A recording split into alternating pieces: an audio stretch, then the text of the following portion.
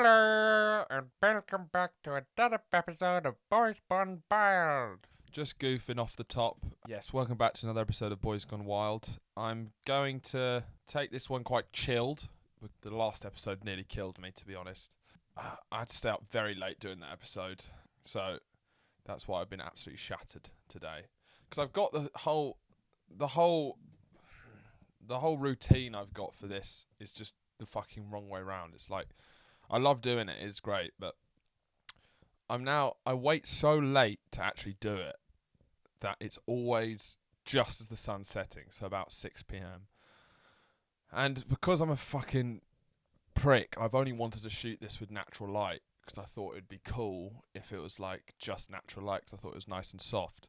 So I was just using the windows, but because I shoot it so late, I always leave it a bit too late, so the episode starts a different lighting to what it ends. That's why you'll see some episodes just progressively get darker and darker because I'm always doing it at the latest I possibly can do it. And then I spend so long editing because I get obsessed with making the episode as good as I can. I put way too much time into it for a daily podcast. Like I did yesterday, I stayed up all night editing that because I couldn't download the TikToks of all the motivational speakers. They'd blocked it, so I had to like screen record, put it through a different software. I spent all night doing it, and I'm exporting in 4K as well. So if you guys have like a laptop or anything that can watch in 4K or connect to a TV, please just watch this in 4K if you can. It's not a big deal if you can't, but it takes me like an extra an hour and a half, maybe 2 hours to upload. So you might as well consume it at 4K. If you guys are drinking tea, I'm drinking tea, so cheers. Yeah, I think my mum forced me to have a nap because I was rude to her. Because I was being a little. Well, I don't know. It seems unfair. Well, so I stayed up till 4:30 in the morning doing the episode, and then mum basically got me up at 11 a.m. and I don't wake up till midday. That's my rule. I wake up. I can only start work about 4 p.m. and I need 4 hours in the morning, or else I'll go insane. So I need 4 hours to do just nothing. And I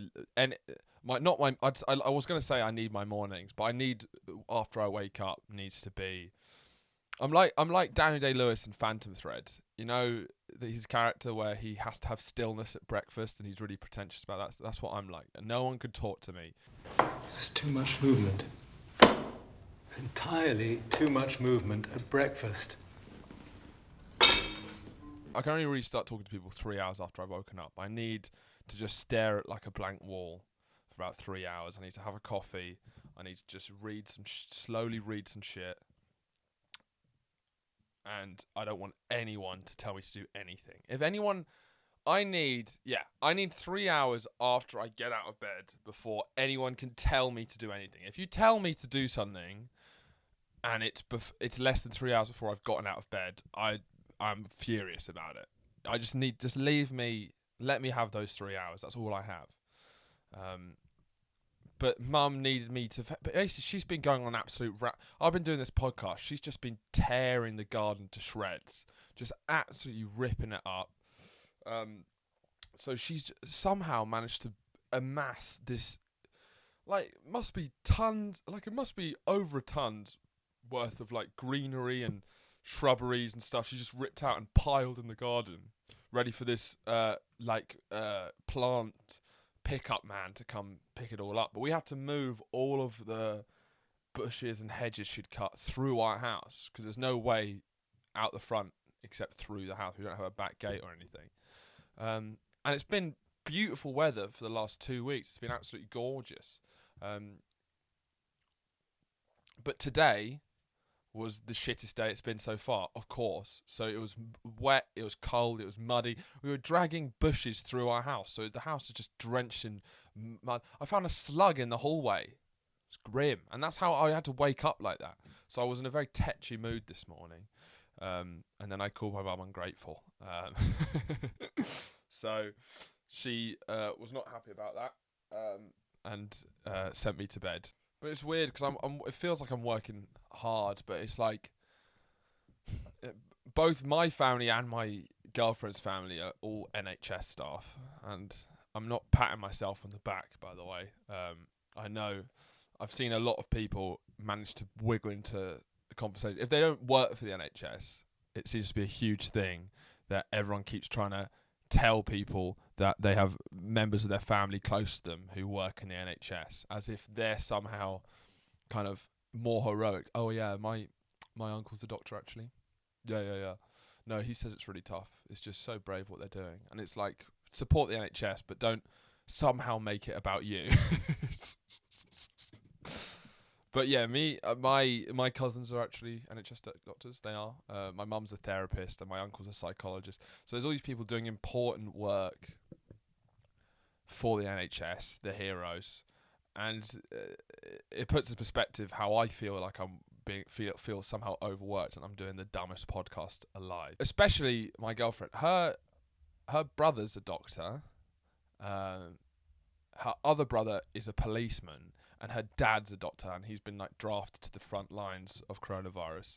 So like these guys are all frontline public service heroes, and she's like speaking to them on like Zoom calls, and they're explaining how tough it is dealing with the coronavirus pandemic. And then she speaks to me, and she'll ask what I've been doing my day.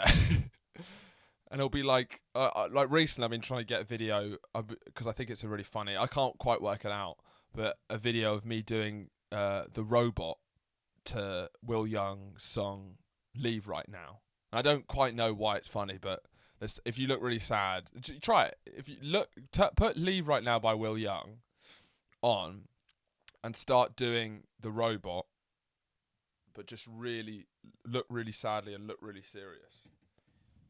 It's a real joy. So it's really put in perspective how useless her boyfriend is when the rest of her family... her brother's been sped up through police training, so he's now literally on the front lines. And I'm fucking making TikToks and getting pissed off if my TikToks don't go viral. And be like, I spent so long editing my podcast. I was up till 4:30 in the morning. The reason I was up till 4:30 in the morning last night is because I was on fucking Think Big Work Smart fucking TikTok page, screen recording all of his dumb TikToks. And you know, at the moment it felt really important. It felt like at moments I was like, fuck, mate, do I need these videos? And I was like, no. My fans will be furious if they don't get to see Harry Livingston. Just put things in perspective. Been listening to some good music. Fiona Apple's good. Her new album's great. I don't want to tell anyone. I was about to tell everyone that Fiona Apple has a great album, but then all the other trendy people said Fiona Apple had a great album. So it's no longer trendy to say Fiona Apple, the trendiest of the trendy, has a great album, because of course she does, because it's Fiona Apple. But you can only you have to be one of the first 5 people in your social circle to say Fiona Apple's new album's good. That's the rule with musicians like Fiona Apple. She releases an album. It's obviously a masterpiece because she's a genius. And then you need to be one of the first 5 people to share it and say this is 10 out of 10. Because if more than 5 people in your general circle have shared her album, said this is incredible, when you do it, it's like, all right, mate, just jump on the bandwagon. Why don't you? I'll tell you what I've been bagging. I'll tell you what. So I'm not a big fan of Ed Sheeran at all. I think his idea to call his albums plus, divide, subtract is the dumbest thing I've ever heard. Is the dumbest thing I've ever heard. But one of his songs absolutely slaps. Because I saw he did a cover with Stormzy, and I thought that would represent the end of Stormzy as a sort of anti-establishment figure. But I left just thinking that song absolutely slaps. Take me back to London. So like he starts rapping bars on there, Ed Sheeran, and like the whole music video is like just representing best of British, and it's like driving around a field in a Rolls Royce. And to begin with, I'm thinking, oh, this is a bit too much. But then they get verses from this new Manchester rapper called H. Oh, I sound so fucking white. H. I think that's his name. And then a Birmingham rapper who I forgot. And it just felt, I was proper vibing with it, because they show Stormzy's from London. They had a Birmingham rapper, then they have a Manchester rapper. Take me back to Manny. Gets cold up north, better pack your hat and trackie. And like a proper Manchester. And then there was like a Brummie rapper who was like, then there was like a Birmingham rapper who was like, I'm from Brum, are you dumb? It's Brum, fam, are you dumb? So it fucking slapped. I was really vibing with that, and I loved how they just represented where they were from. For people who are not from the UK, London is King's Landing, Manchester, Winterfell, and Birmingham is, you know, in Game of Thrones when you see like marshland and just shit thrown into like kind of just wet, waterlogged marshland. Yeah, underneath there, that's what Birmingham would be. I don't even know why I'm like. I love Birmingham. You right, Pet? Yeah, not too bad. You okay? I went to uni in the Midlands and I have a great affinity for the area. Because I think that's there. Everyone says how like Liverpool and Manchester people are the funniest people. I think people in Birmingham have the best sense of humour. It's very subtle. But what I respect, because Ed Sheeran in the song "Take Me Back to London," he has one bar. Where he goes, "Made a Billy off the Divide tour," and though Divide's dumb as shit, you know Ed Sheeran is, I think he's the most streamed male artist of the last decade, which is absolutely wild. Like, I don't like his music, but you got to give credit where credit's due. He is literally the most streamed artist of the last decade. That's a 10-year period. Ed Sheeran. And it's a real testament to the British music scene that we can produce stars who are number one selling artists all over the world, huge megastars, and they can look like Ed Sheeran. Like in America, when you have massive stars, they're normally like Madonna, you know, or like these kind of Lady Gaga, these kind of figures who are sort of otherworldly. But so weird is the kind of British musical history. We can produce people who are just like, hey, I'm Ed Sheeran. Just a short little ginger kid with a guitar can be the most streamed artist of the decade. Lewis Capaldi. I used to dislike Lewis Capaldi a lot because I thought he was just peddling the same old pop shit as most artists in the charts, but because he was relatable and fun, everyone was like, oh my god, he's so authentic, even though his songs are shit.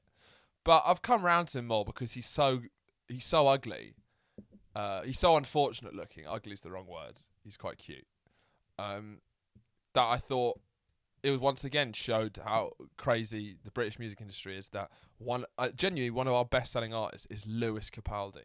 I don't know a country where that could produce a chart-topping musician who looked like Lewis Capaldi. It literally looks like someone's dropped an omelette. That's mean. And there's one story that my friend, I was up in Edinburgh last year, and I was doing my show Spa Day with another comedian, Sammy Lee, who's one of the funniest people I know, but great stand-up, but he's not going to make it because he thinks he's better than social media. See, this is a time when I would be able to say, like, hey, if you like, trust me, this guy's great, check out his stuff. But he refuses to put anything online. So is dead, technically. But he has this hilarious story about, and it's such a small story, I don't know why I always think about it, about when we were in Edinburgh. It was just that I was in Edinburgh and I was in Assembly Gardens, and people were saying there was like news that Lewis Capaldi was in town, and then like 10 minutes later he walked in, he had like two guys walking behind him, and he was like walking with a pal. Two guys were like sort of like stealth bodyguards. I think they didn't look that, but I think that's what they were. And he was walking along and and someone just turned and went, "Hey Capaldi, you cunt!" And that's the whole story. But I think about that every day. And it's why I love the Scottish people, and I'm going to miss Edinburgh Fringe Festival so much this year. Because that guy probably was like, that probably won the Edinburgh Festival Award, you know? The way that they can house a city with people who are like, Capaldi, you cunt. And still have a city that produces the greatest arts festival in the world. It's a magical place. I think I'm related to Lewis Capaldi. Genuinely, because we trace back. I'm Italian, Scottish, English. The Italian and Scottish are two different sides. But my Italian family, we trace back the heritage. and it goes back to this tiny little. I can't believe I forgot the name of the village. Okay, I'll try and write it here. I come from this tiny little village in Italy, which now has like 2,000 people in, and it's like vaguely outside Lazio or Rome. It's in like central Italy, and I was looking it up, and apparently 80% of all Scottish Italians come from 3 villages in Italy, and one of the villages, the village that my Italian family's from, and it was showing names that are from that village, and from my village, the names Capaldi and Caldori. My Italian name's Caldori, and his is Capaldi. So, if you're looking at my snub nose and my sort of flat face, that's probably because I'm related to Lewis Capaldi and Peter Capaldi. You know, Doctor Who, related to Lewis Capaldi. We're all kind of odd-looking British Italians, just meshed together. But that's a fun little tidbit, isn't it? But today my boy's gone wild. I'm just gonna rant and rave about a new show called Midnight Gospel, which is the best thing I've seen in ages. Honestly, it's by Pendleton Ward and Duncan Trussell, and it's a new cartoon. It's by the creator of Adventure Time and this comedian who's this sort of ethereal being who you see on the Joe Rogan podcast. He's hilarious, who just talks about spirituality, taking DMT, enlightenment, while being very self-aware and just generally hilarious. And they've created one of the masterpieces of animation, or TV in general, and it's completely changed the way I've looked at TV and animation. Because I've been going off TV a bit. Like, I still love watching films, and I love listening or watching podcasts, but I find the midpoint of TV very hard to get into. Like a film, watching a good film, I feel it's not predictable, and there's something, you sit down and you can really enjoy it. Listen to a podcast, it doesn't ask anything of you. Like, I don't feel you watching this should be stressful at all, because I'm not asking anything of you. You don't really need to pay attention that much. You can put me on in the tab, you can turn me off. I'll still be here just talking out my ass, and there'll be another one tomorrow. It just feels very relaxed. But TV, because it's in that sort of midpoint, and because it has to be sort of short and it's like serialized, I feel nearly every episode of TV follows this annoying structure, especially sitcoms actually, where you sort of have the characters and then something terrible happens to them and then they resolve it. And because it's TV, it just happens over and over again. So if you're watching like a series back to back, it's just that rhythm of characters say something funny, introduce conflict. Oh, they're not going to be able to do it, but they finally just make it out in the end. And that's like the general structure of most narratives, and it stresses me out. Have you ever tried watching Frasier, watching even like Scrubs, watching any show, Friends, watching any TV show, even great ones like Better Call Saul, which is the best show ever. There's something stressful about things constantly going wrong to these characters, because that's how they drive a narrative, and you kind of need conflict to push a story along. But when I'm trying to relax, sitting down and just having terrible shit constantly happen to these imaginary people, it really stresses me out. But then I saw Midnight Gospel, and all the episodes are up now on Netflix, and it's got the most gorgeous, trippy animation and visuals I've seen ever. It kind of combines Escher, Hieronymus Bosch, body horror, all of these things kind of meld into one to create a really peaceful vibe. Just a very relaxing vibe to watch, even though a lot of disgusting stuff happens. The colours are so vibrant that it really puts my mind at ease. And then the program doesn't follow a normal narrative structure, where every episode, because even like things like Rick and Morty, which are great, which is sort of semi-similar things, they still follow a thing where something bad happens to the characters, they need to solve it, and by the end they, even though they did a lot of meta-narrative and stuff like that, made it more interesting and less predictable, it still was stressful, because nearly every episode the world was going to end. But in this show, it's about this guy called Clancy, who's living in this world where he's living in a simulation, and he's exploring the simulation by going to all these different worlds, So he just goes into this computer that's breaking down because he's not taking care of it properly. But he's going into these kind of magical different universes. Every episode he's going to a different universe, and they're all bizarre and crazy and beautiful. But because he's not taking care of his computer properly, every single world is on the edge of complete apocalypse. But what he's trying to do is produce a space cast, like basically a podcast. So he's looking for characters in these worlds to interview. But what's incredible is that the podcasts are real podcasts. They're taken from Duncan Trussell's actual podcast, but it's animated to make it look like he's speaking to one of these characters. So he's speaking to real people about real life things. Nearly always the topics are like spirituality, meditation, enlightenment, drugs, and they're funny, they're interesting. And all the while they're having this conversation, the world is sort of collapsing around them, and they're sort of exploring this world and like guiding you through a sort of trip. But what's incredible is nothing really bad happens in every episode. There's a general overarching narrative of anxiety and running away from your problems, yada, yada, yada, fine. But the episodes... Though there's like the first episode's about there's a zombie apocalypse, but nothing ever bad happens to the characters because it's just guiding you through this trip. So they're having this conversation as if nothing's happening while they're like killing zombies and stuff like that.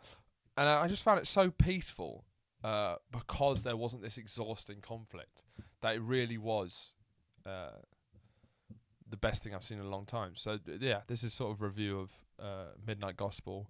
But yeah, that's my boy gone wild is Duncan Trussell and Pendleton Ward making the best show at the moment. Midnight Gospel. Yeah, that's the end of the episode.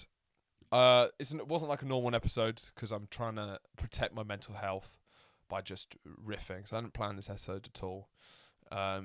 Let me know if you like the more relaxed ones. I might have to start doing these more often because otherwise I think me and my mum will fall out very badly because the more well produced the episode, the worse mood I'm in.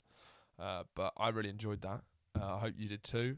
Please look at other podcasts, subscribe, do your thing. Yeah. Think Big Work Smart.